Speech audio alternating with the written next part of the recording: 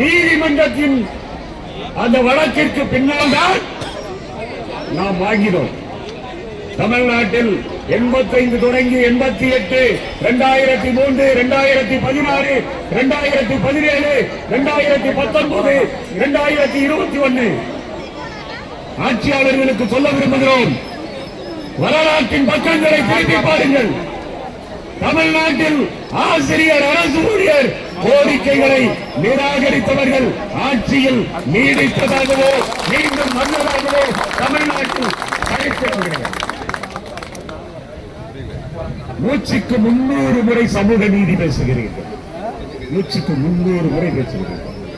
எல்லா துறைகளும் ஹெல்த் இன்ஸ்பெக்டருக்கு 14,000 சம்பளம்,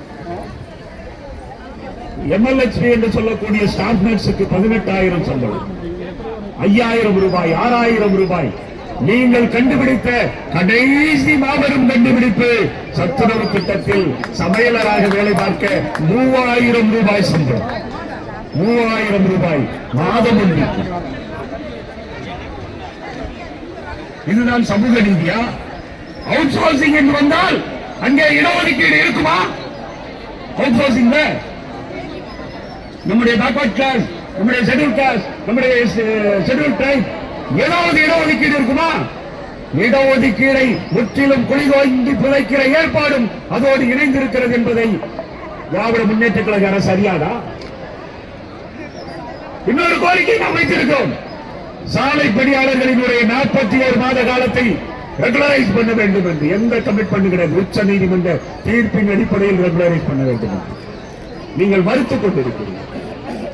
ஆசிரியர்களினுடைய கோரிக்கைகள், கல்லூரி ஆசிரியர்களுக்கு CAS கிடையாது, புதிதாக கண்டுபிடித்திருக்கிறார்கள். இப்போ சம்பளம் உண்டு, அரியர் கிடையாது. பதவி உயர்வில் ஏராளமான ப்ராப்ளம்.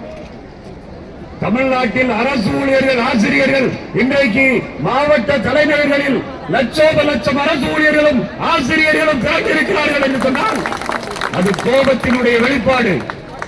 எனவேதான் 4 மந்திரிகள் பேச்சுவார்த்தை நடத்திய பின்னாலும் முதல்வரோடு பேசிவிட்டேன், உங்களுடைய கோரிக்கைகள் நிறைவேறும் என்று சொன்ன பின்னாலும் இன்றைக்கு நாம் அறிவித்திருக்கிற மாஸ் கேஷுவல் லீவ் போராட்டத்தில் தமிழ்நாட்டில் இருக்கக்கூடிய வட்டாட்சியர் அலுவலகங்கள், வட்டார வளர்ச்சி அலுவலகங்கள், கூட்டுறவுத்துறை அலுவலகங்கள், வணிக வரித்துறை அலுவலகங்கள், பள்ளிகள், கல்லூரிகள் என எல்லாம் இழுத்து பூட்டப்பட்டிருக்கிறது. இது இந்த ஆட்சியாளர்களுக்கு நாங்கள் கொடுக்கிற இறுதி எச்சரிக்கை. இந்த பட்ஜெட் கூட்டத்தொடரில் நீங்கள் உங்களுடைய நிலைப்பாடை அறிவிக்க வேண்டும். வெறும் வார்த்தைகள் விளையாட்டு வேண்டாம். உங்களுடைய நிலைப்பாட்டை அறிவிக்க வேண்டும். பழைய ஓய்வூதிய திட்டம் மீள கொண்டு வரப்படும். அரசு அலுவலகங்களில் இருக்கக்கூடிய காலி பணியிடங்கள் நிரப்பப்படும்.